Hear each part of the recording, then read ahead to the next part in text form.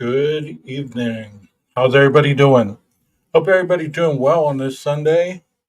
I decided to hop on here and do a live rather than do an upload. It seemed that the upload that I did a while ago was, I don't know how to receive it, but what I want to do say, and I'm going to start saying this from time to time, I guess, if I remember.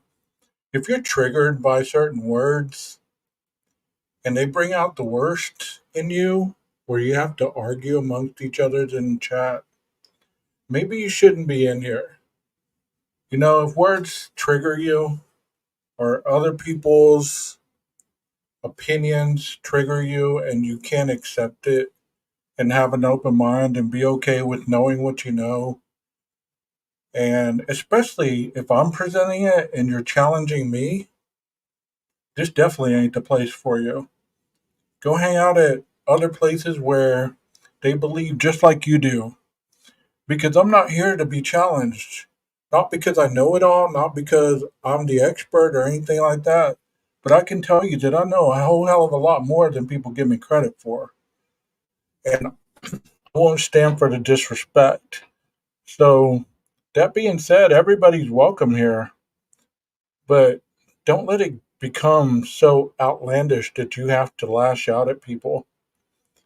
And if that causes you from coming back, I'm sure that wherever you go, they'll welcome your presence. And that's all I have to say about that, because the last video I did was not on guilt or innocence, and it became over guilt or innocence, what's ignorant, what's not, um, things of that avenue. It's like, okay. And then to challenge people that they don't know what they're talking about. These individuals are expert. They're criminologists. They've been doing this for 20, 30 years.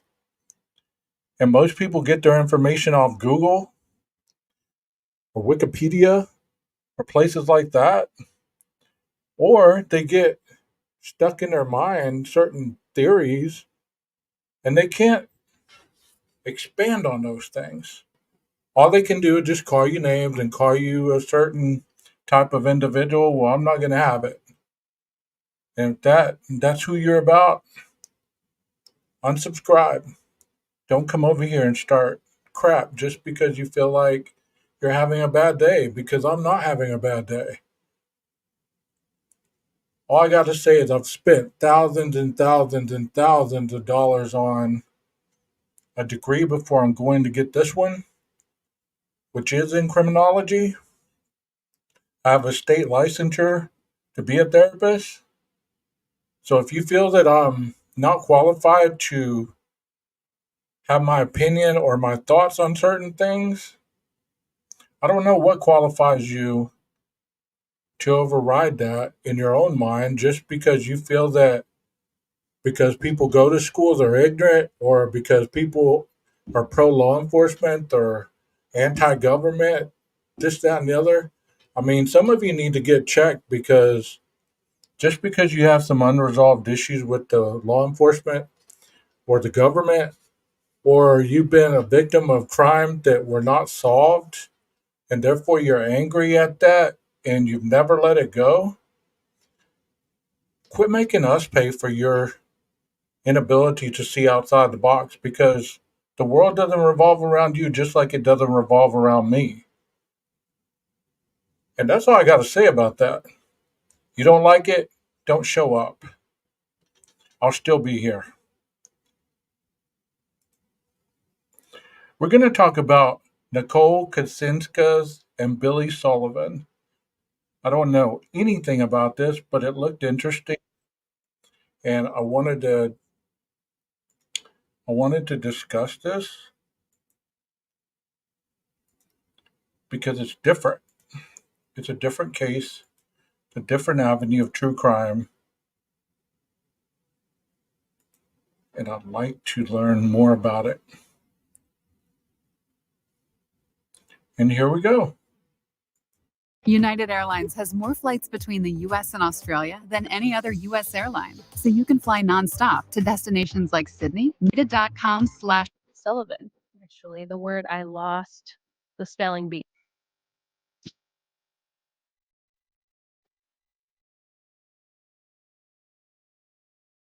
Welcome to Gruesome, your horrific true crime podcast.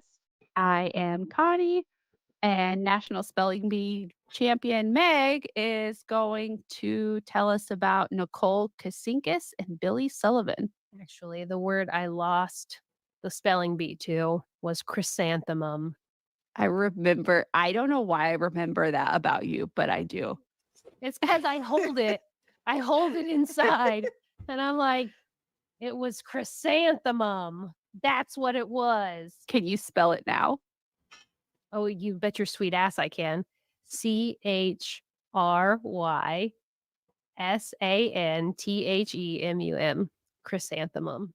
Hell yeah. I don't even know if that's right, but I'm taking your word for it because you've been Honestly, bitter I don't know about if it's right either, but like I sounded it out in my head as I was spelling it. So I think it's pretty close. Someone's going to be like, that's not how you spell it. And I'll be like, well, did you win the spelling bee championship? And they'll be like, actually, I'm who beat her.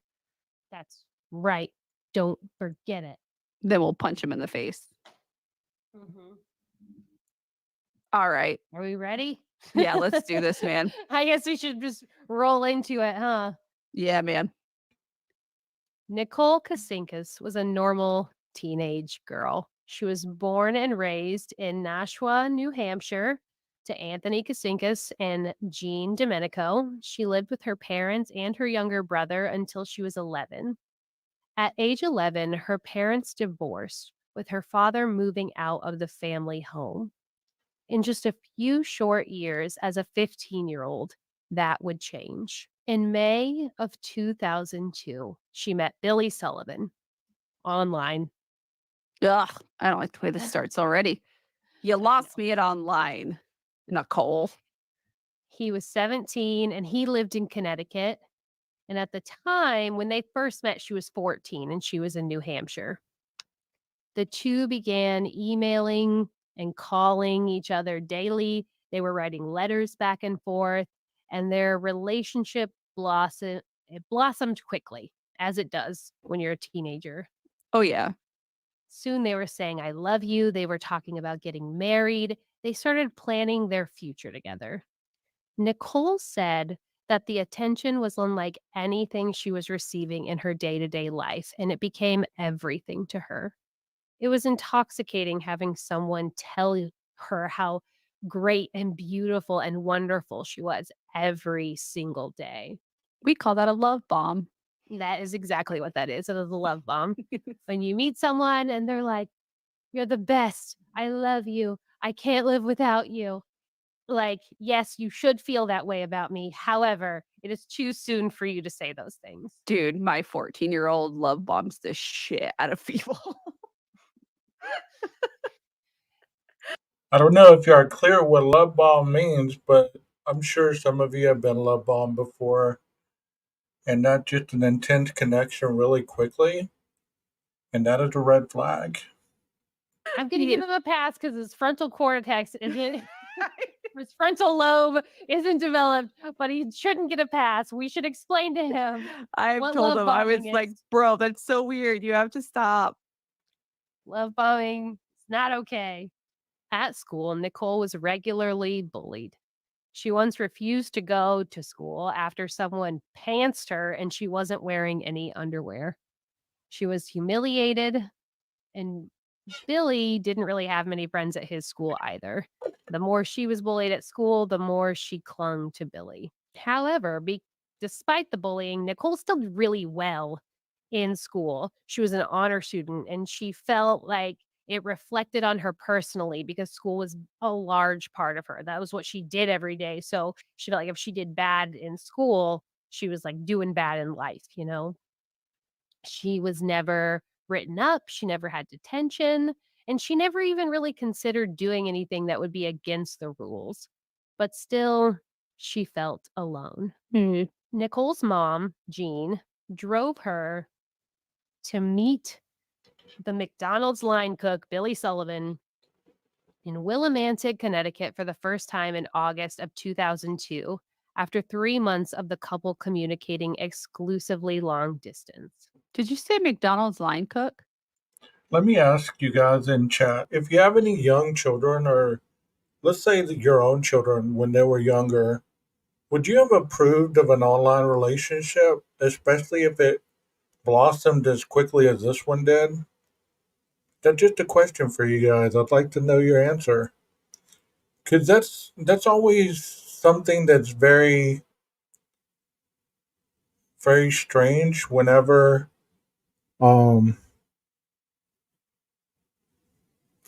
somebody falls in love really quickly. Like one was being bullied, the other one didn't have that many friends, so they clung to each other. So we all know what that kind of lead to is in the future if one decides to leave, because there's obviously abandonment issues there.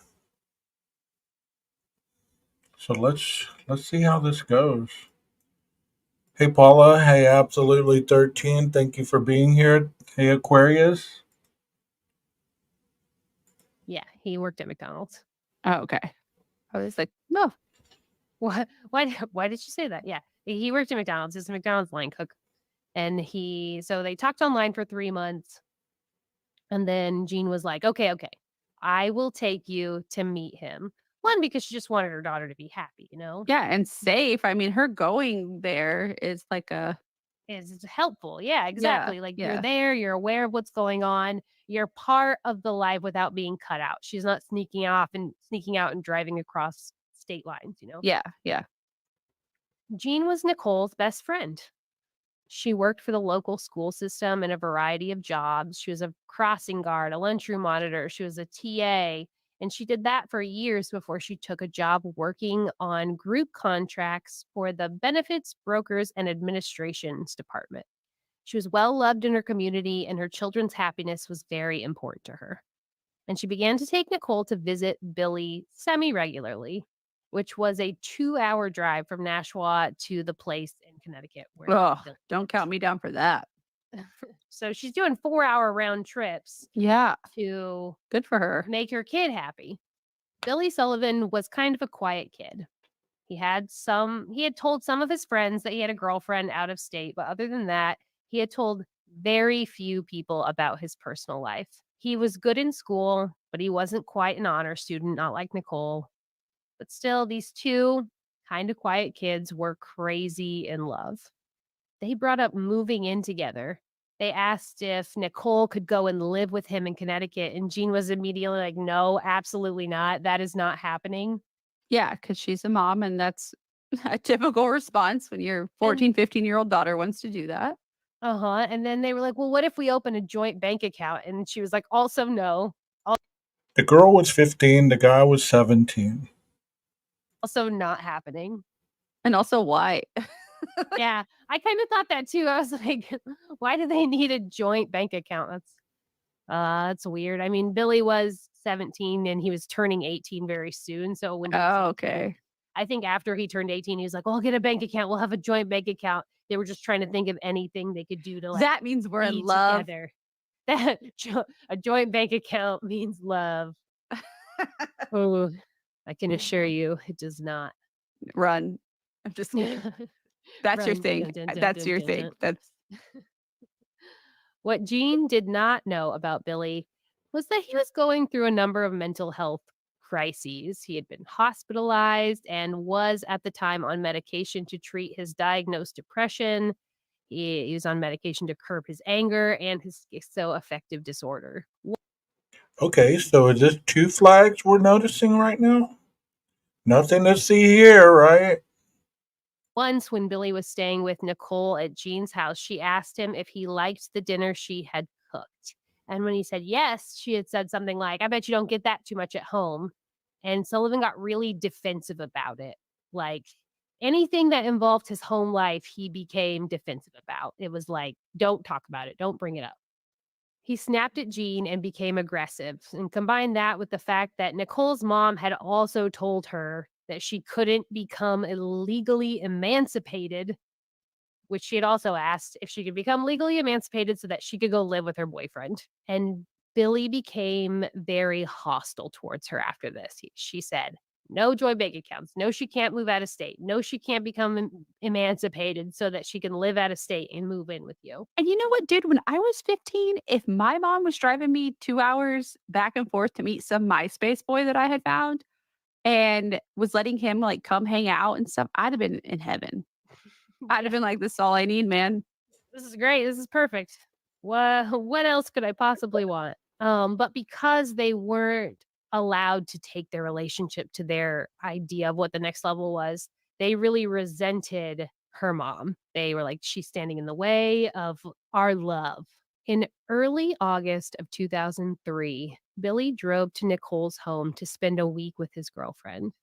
The couple were arguing constantly, mostly about her mom and Sullivan's influence. And that became apparent because Nicole's attitude toward her mom, she was like, it's her fault I can't be with him full time. It's her fault that she's keeping us apart. She began to kind of turn on her. And at this point, the teens began discussing the prospect of killing Jean Domenico. Hmm. It was during this week that Billy was staying with them, that he had come to stay with them in her home, in Jean's house for a week, that they were like, you know what? She's done enough. She's kept us apart for too long. Yes, as I Oh my God, this guy is living or staying in her home. And they say, well, you know what? We can't be together, so we're going to kill your mom. Yeah, let's do it. stay in my girlfriend's home for a whole week, this isn't enough. Because her mom is kind and wants her daughter to be happy. So they attempted to murder Jean Domenico several times, not just once. During that week, What? Billy and Nicole, now 18 and 16, made 4 failed attempts to take Domenico's life. This ranged from poisoning her coffee creamer Or, to an attempt to blow up her home by igniting an oil tank. Jesus Christ. First, they tried to poison Jean's coffee. The teens placed Dimetap, Benadryl, and other just medicine cabinet Shit drugs that they had into. found. Yeah, exactly. Just whatever was in the cabinet. They Bro, put that it in sounds her- like my prescription before I go on a flight. So that ain't gonna Some do it. Benadryl, take some ibuprofen.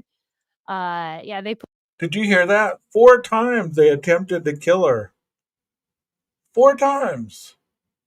Do you think the mom at any point was thinking, there's something going on here?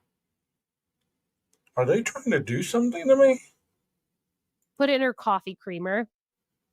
Jean used the creamer and didn't die, but she was probably like, wow, that tasted really weird. So they tried to up the ante and they added bleach to the creamer, and she tried it again and she just threw it in the trash. She was like, this stuff's gone bad. Gross. What the? Ooh, it tastes like bleach. What are they putting in I this shit these days? I Oh my put creamer in my God. coffee every single morning, and I would immediately be like, something is wrong with this. And I Yeah, would throw now it away. next time I leave something in there too long, I'm gonna be like, my kid's trying to kill me. You're already Wow. weird about leaving things on the counter too long. Yeah, You're Wow. like, I am. this is bad. I got to throw the whole thing away. Gotta throw the whole thing out. The next idea was that they were going to set Nicole's bedding on fire with a candle, but Oh, the shit. material was flame retardant. Like they couldn't get it to catch on fire. I shouldn't laugh because I'm assuming at some point they succeed or we wouldn't be talking about them. Oh my God, are these like the worst criminals ever? But good Lord, what is the mom thinking? What's that burn mark on my bedding? Did I accidentally put my cigarette out on that? But that I is know. They're ridiculous. they're kids, like they're children. Yeah, this is And they're yeah. plotting a murder and they're not good at it, obviously. The third idea was that they were going to blow up the fuel oil tank in Jean's basement. They tied 2 ropes together and used it as a wick, and they were going to set the rope on fire, which would ignite a fire at the fuel tank, and it would blow up and the house would blow up, and they they would win and she would be dead in the house. And that was also unsuccessful. You know what this sounds like? This sounds like some of the arguments we have in our chats on true crime. Yeah, they blew up the tank with a rope. They lit it on fire, and that's how it happened. There's no way. Mostly because her boyfriend, Jean's boyfriend, walked down and was like, "What are you guys doing down here? Nothing. And they're Definitely like, not "Nothing, trying to light anything nothing, on nothing. fire. We're going to get out of here now. Bye." See ya." And because teen love is kind of crazy, their next option was to physically murder Nicole's mom. The couple decided that Billy would kill Jean while Nicole waited in the car at a 7-Eleven where her mother worked part-time. Sullivan entered the home of Jean Domenico while Nicole was waiting at the 7-Eleven between the hours of 6 and 7 p.m.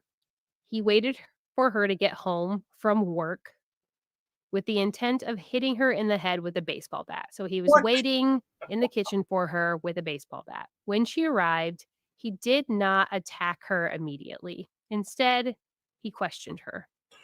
Why would she not let Nicole just be with him? Why was she standing in their way? But there was no logical explanation that would have been enough for Billy. It didn't matter that Yeah, she it was didn't matter what she said. it didn't matter that she was in school, that she had her whole life ahead of her. All that mattered was that she was saying no to him. Nicole waited for Sullivan for such a long time that she ended up calling him to be like, "Hey, what's going on?" And when she called him, Jean heard her daughter's voice on the other end of his cell phone and told him to tell Nicole to come home. This enraged Billy, and when Jean turned her back to him, he attacked her with the bat. She attempted to run out the back door in the kitchen, and it was at this point that Sullivan began grabbing kitchen knives. He stabbed his girlfriend's mother numerous times in the chest and stomach. Many of the steak knives that he had used to stab her with broke because he was stabbing her with such like ferocity and intensity. Holy And he did not shit. stop there because he continued the attack, stabbing her 8 times in the throat. Her Holy shit. Just because they thought that the mom did not want them to be together. She's 16, he's 18. No, you can't live together. No, you can't, have a joint bank account. Okay, we're going to kill you. What? final words were, "I'm done." Oh. After her murder, Billy cleaned the blood off of himself and changed his clothes before going back to Nicole and asking her to go inside the house to get a towel and check for any knives that he might have missed while cleaning up the crime scene. Which means that to go into her own house, Nicole had to bump into and see her mother's corpse while going in the back door and Hmm. step over her body to help her boyfriend clean up this crime scene. Nicole cleaned up her mother's blood from the kitchen floor. The two hid all of the collected knives and all of the other evidence just outside of town in various areas before going to the mall so that Sullivan could purchase new clothes. Jean's body was discovered by her boyfriend, who called the Aw. police. At around 10:15 p.m., detectives were at the house when Billy and Nicole returned to the crime scene. And they acted innocent. They were like, "What's going on? What's happening? This is the first I'm hearing about this. This is the first." And they really thought, they were like, "This is definitely gonna, they're never gonna know anything. They're gonna be like, oh, they were at the mall. This is gonna divert all this attention away from ourselves." But that did not. Yeah, because the cops are stupid and they don't do any good investigations and they always mess things up and they're out to get people. That's what cops do. The teens were separated for interviews, and Nicole protested, stating that Sullivan would not know how to get to the police station. She was like, "No, no, no, we can't be separated. He's not going to know how to get there." And they were like, "No, no, no, no, we'll take you. Don't worry. We'll Yeah, take you don't worry, both. man. We got you. Don't you worry about it."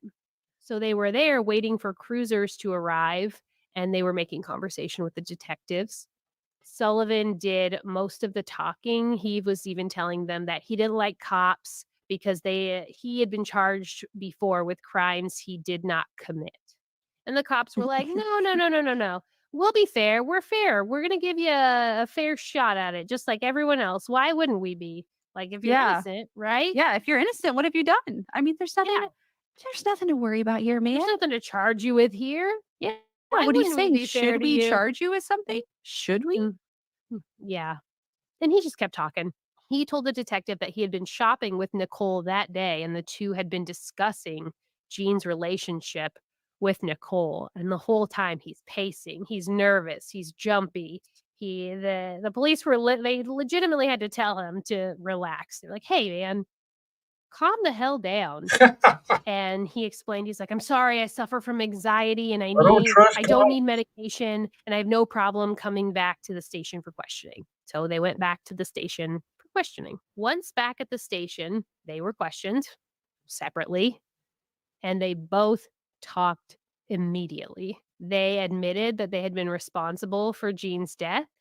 They promised to lead police to where they had disposed of the evidence separately. They were both saying this. Any loyalty they had to each other was gone. Oh, yeah. Oh, yeah. And with police learning that Billy Sullivan was the killer, he was charged with first-degree murder and put in jail. But while he was in jail, awaiting trial, he started writing love letters to another 16-year-old girl named Monique Teal. Shut up. Yeah, he wrote to this girl and told her that she needed to convince Nicole not to say anything. He was like, "Hey, you have to go to her and convince her not to talk." And he did the same thing to this girl. She would sign her name Monique Sullivan in her love letters to him. And they had picked a date for when they were going to get married. And it was the same infatuation that Nicole had felt for Billy now was coming from Monique. But her mother found the letters and was like, "Hell no." Forbid Yeah, man, any this motherfucker's in prison. Get the Yeah. what he Not only is he in prison, he's 20 now at this point, and he's in jail Yeah. for murdering his ex-girlfriend's mom. She's like, "Okay, not trying to be that mom, but there are a lot of red flags here." Yeah. Monique would go on to testify against Billy, saying that he had just laughed about it. He had told her that no matter what her mom said or did, nothing could keep them away from each other. He used the exact same techniques with Teal that he had used on Kasinskas to keep her obsessed with him. He love bombed her. He created this idea of them against the world. And fortunately for all involved, Monique Teal's mom was able to convince Monique otherwise. And in one of the letters he had written to her, Sullivan admitted to murdering Jean Domenico. He was like, "No one can. I've killed someone's mom before. I'll do it again." Oh my god. What? Are you serious? This is just too much. I can't believe this. But they are young kids after all, so you know, nothing surprising. And so she testified against him to just like echo the obsession that Nicole felt for Billy at the time. She also said that Nicole said that at that point, she didn't feel like anything without him. She said she felt like she had nothing in her life, and the idea of losing him drove her crazy. Oh, Nicole later even said after all of that. Well, so this is like when it was leading up to the murder. Oh, She was okay, on okay. trial and she's talking about it afterwards. She was like, I felt like I had nothing. I felt like he was the only thing I had. And she later said about Billy, "He killed my mom and I was a part of it. I was not physically there, but I knew and I helped him. I was, going through the motions of what was being done, but mentally and emotionally, I don't think I was fully there. I don't think I was fully getting it." She did whatever she could do to maintain the relationship because she didn't want to lose him, but she learned how it would go if it she didn't do everything he always said. If she didn't do exactly what Billy said, the two would fight. And they were known for she said that they were constantly fighting on the phone, over email, over anything. And because she was fighting with him, she would start fighting with her mom because her mom would be like, "Why are you doing this? Get out of this relationship. It's not good for you." So she was Yeah. fighting with him and being convinced to stay with him. And then she was fighting with her mom because her mom was trying to convince her not to stay with him. In court, it was argued that Nicole had been emotionally manipulated because for a 15-year-old girl to have Wouldn't it be normal though that any mother or any father would be trying to get their daughter to break this off with this individual because they were so much older? They're trying to isolate them from the people that love them. They're trying to manipulate them mentally, and they were older. There's just a lot of red flag there, but I don't know. There's a lot of individuals that have fallen for that. I know a lot of people that got married very young and they're still together, but none of them killed the parents. a guy saying he's super in love with her. He's going to kill Yeah. himself because he can't be with her. She's perfect. He'll do anything for her and anything to be with her. It does sound manipulative, but especially for a teen girl who's kind of in the midst of her own depressive Yeah, episode I and agree. she feels like she has nothing. Billy convinced Nicole that her mother was a roadblock to their happily ever after. That was how they pitched it in court. And Billy Sullivan was ultimately given life in prison without parole for first-degree murder. And Nicole Kasinskas pleaded guilty to second-degree murder. And she was originally sentenced to 40 years in prison. It's now 37 years and 6 months to life in prison. So she's kind of in that middle Yeah. gray area. And it's based on the plea that if she acquired her GED, she would get 2.5 years off. So that's how she got those 2.5 years off. And in 2022, which was 15 years after serving her initial sentence, Nicole applied for parole and she was denied. So she's still in jail. She's a part of a bunch of different stuff. She's a part of like a bunch of youth campaigns talking about like youth incarceration and how now she doesn't like count the days. She just kind of like she's just like, I'm just here. I know that this is my life and this is the life that I'm living. And he's obviously still in prison. Mhm. Huh. Yeah. I actually don't know what is going on with him at all. I don't know if he's had, because he has life without parole. I know that he might have tried to file for an appeal. He had a weird situation um with his jury. There was a juror on his trial. It was juror number 13, and during the trial this juror was like, well, isn't it weird if it's like a jury of your peers? Like, what if I'm one of his peers? And they're like, that's not what that means. Like, he's like, if I'm his peer, then I probably shouldn't be on this trial because I don't know like what's going on, you know? And they were like, what the fuck are you talking about, dog? Like, that's not That's not what I and, was like just thinking. Like, if you could see my face, I was like, what? yeah, that's when I was reading the court documents from it and like this part of it, I was like, what is this motherfucker talking about? These And girls then are so he's like insinuating, he's like, well, what if we're peers? What if we're homies? And they were like, no, that's not what that means. Shut up, you That's ignorant just slut. yeah, it's some dipshit. Like, wait a second. Hear me out.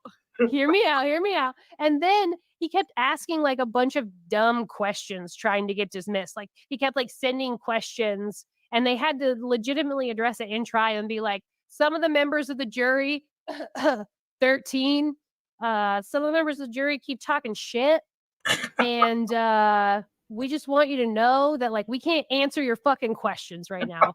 After the trial's over, after everything's said and done, we will answer your goddamn questions.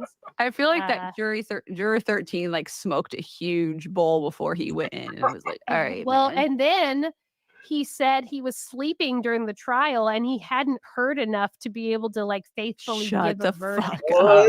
what? Yeah. So Dude, maybe he was one of his peers. I think maybe he could have been. Wow. But he was dismissed. Like eventually they were like, God, fine. If you want to be dismissed so bad, we'll Get out of dismiss here, you." Ted. Jeez Louise. We're tired of your bullshit. Have you watched okay, hold on. I gotta look it up real quick. Jury Duty. I'm so stupid. I was like all that for that. Have you watched Jury Duty? I have not watched it, but I've heard good things and I love James Marsden. So I would totally be into watching it. It was one of the funniest shows I've ever seen because everyone else is actors, and this one guy is just like, "This is real weird, man." I would like to think if I ever have to do jury duty, that's what it would be like. Also, That I know because the guy in it, he's such like a wholesome dude, right? Like yeah, like so wholesome. everybody's in on it for him, and he's just like, "What is going on?" Like Yep. he's just kind of delightful. I would like to tell Nicole, when I was 16, I wasn't even supposed to be in cars with boys. There was no way that my mom was gonna let my 18-year-old boyfriend come spend a week at my house. Like, dude, you had it fucking made. Looking at other, like, teenage girls, like, you had it made, man. You had a shitty boyfriend, but a cool mom. Like, what the fuck, man? I also had a cool mom, and she did let my boyfriend spend the night with me when I was 14 and 15. Your Wow. mom let my Yeah. boyfriend spend the night with me, so I know. I know. And she doesn't listen to the podcast, so we can talk about it. And I don't think I would make those same choices for my kid. Maybe I would. Maybe it just depends on the kids, and what I the don't deal is there. I don't know. It's weird because, like, I have 2 boys and then my daughter, and I know it's not supposed to be different, but it is. It feels different. And I don't know. I think what would stop me is I know what I was doing at 16 and 17, and I would prefer my kids not be doing that in my house. Yeah. Yeah. That's for sure true. Like, okay, they're gonna be sneaking some smearing off ices out of the garage fridge, whatever. Happens, man. If you have Smirnoff ices in your garage fridge, I'm coming No, over. I have Seagrams in there. Come on, baby. Sometimes I just want a Seagrams to take me back to when I was underage. Oh, wow. Now I'd barely get I carded. time out. I got carded earlier. When you I said only get carded Seagrams- at restaurants, and I'm like, I know you're just doing this because you have to, but card me for Oh, real. okay. When you said Seagrams, I thought ginger ale. I was like, you got some Oh. ginger ales? Yeah, hell yeah. Hit me up with some of them. No, the Those boys are Seagrams, delicious. like the But you're talking pina about like colada wine like fuzzy cooler, man. navels. Yeah, baby, of wine coolers. Okay, that makes more sense. I was like, why would you be mad at them sneaking some ginger ale? I am like, just fucking hilarious. Hey, stay out of those ginger ales, kids. Those are booze. Those are bad for you. I remember back in like high school when we would like go to Ball State, I could have a few smeared off ices, and I was like, "Whoa, calm down. I'm pretty tipsy right now." But I like faced 8 of these Seagrams, and I was like, Yeah, "I Jack's feel gonna stay nothing. the night. What is wrong with me?"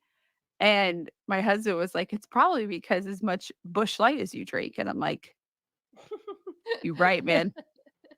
I'm You're probably right. just built a little different these days. Don't mind me."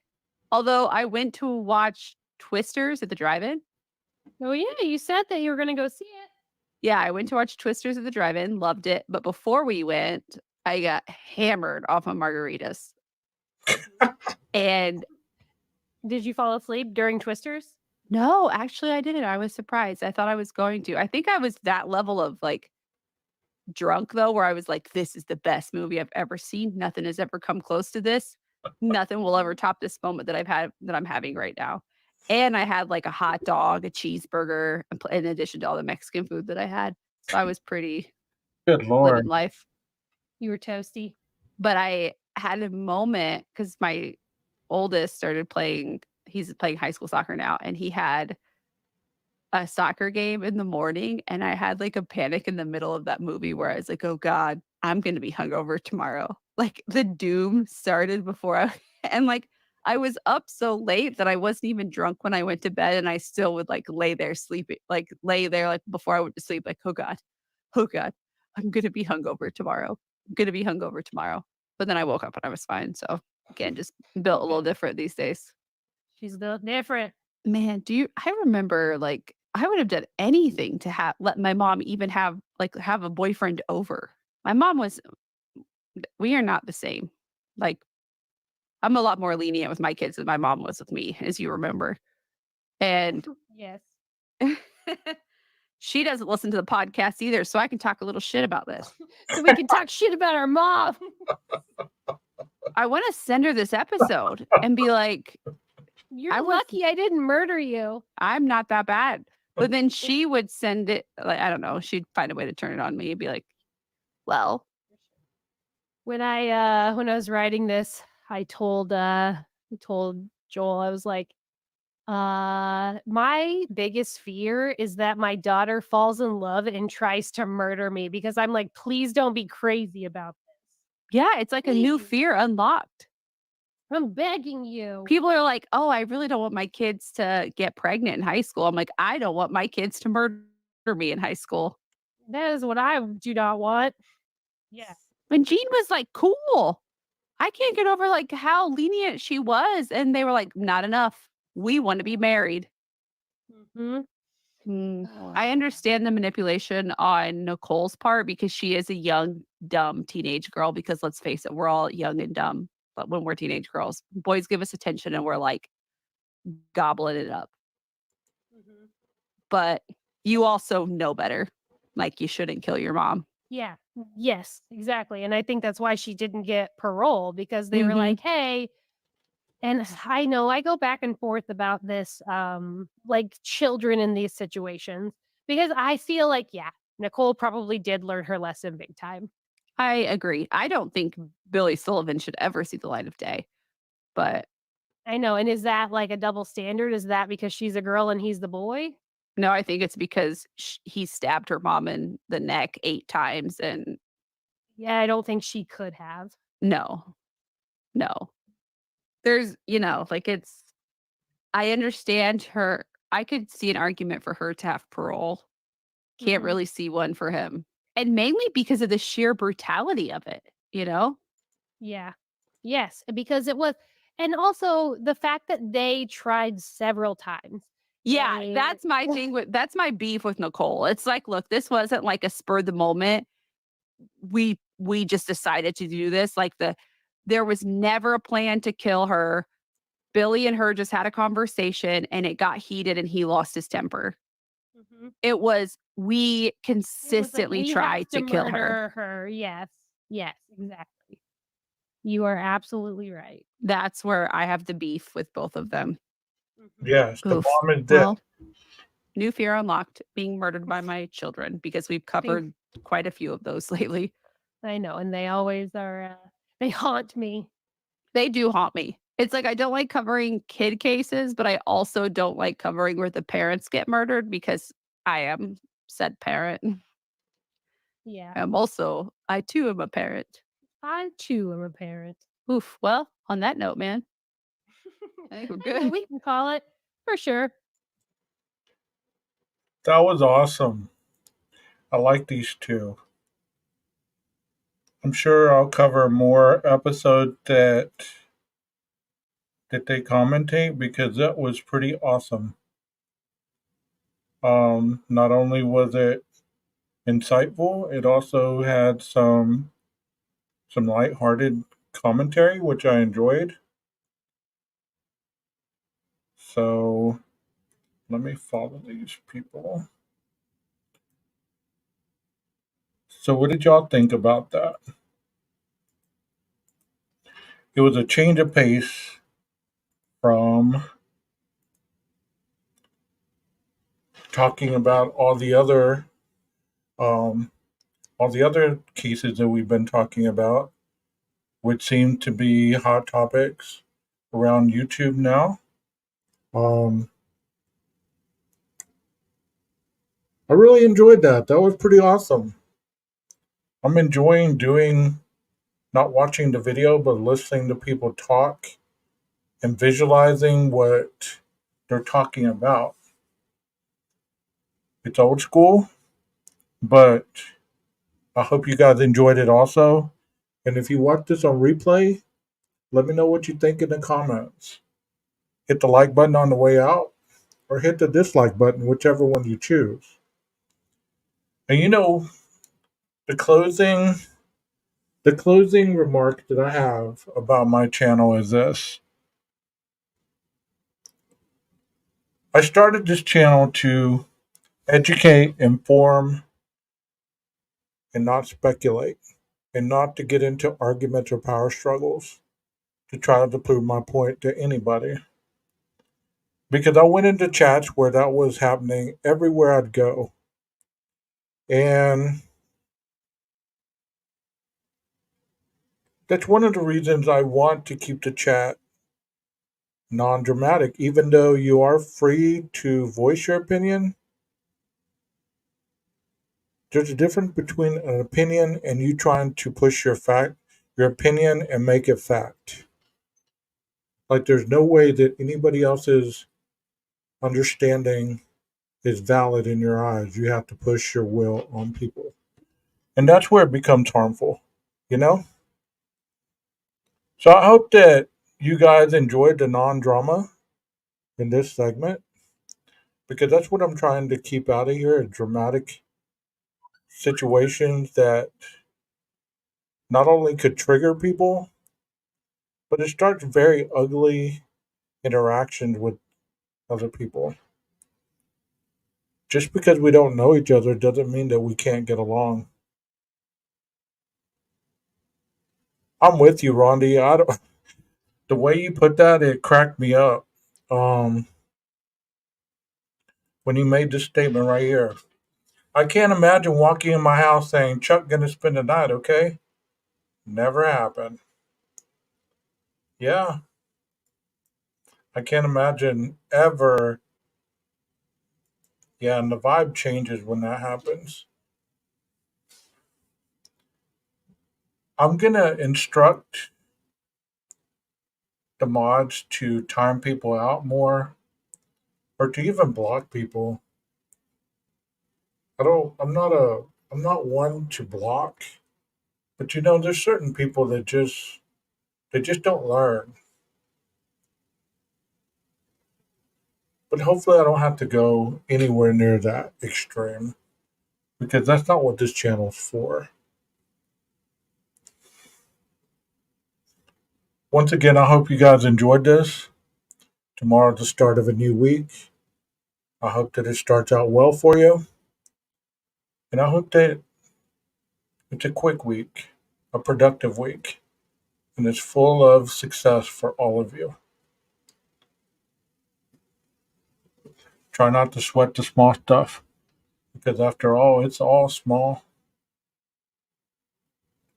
And I can tell you, just like I've told other people, the people's behaviors in the chat, they don't faze me. I'm saying what I'm saying because I don't want you to have to put up with it. Those of you that come in here just to listen, you know, just to listen and have a good time. It doesn't faze me. I've dealt with those types of behaviors in my career and everything else, and I know exactly what those people are about. And it's not for what they say they're about. Because anytime that you trigger somebody into them becoming hostile with their beliefs, that means that they're either not confident in their ability or they really don't believe what they're pushing. They're trying to convince you more than they're trying to convince themselves. You know? I bet that was fun, Paula. I bet that was fun. I've never really went to a rodeo before.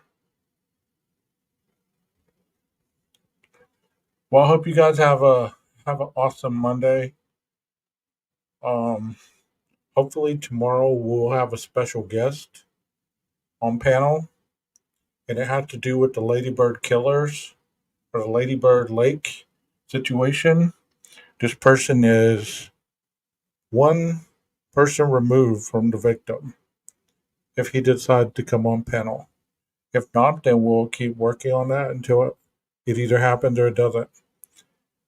I appreciate you guys.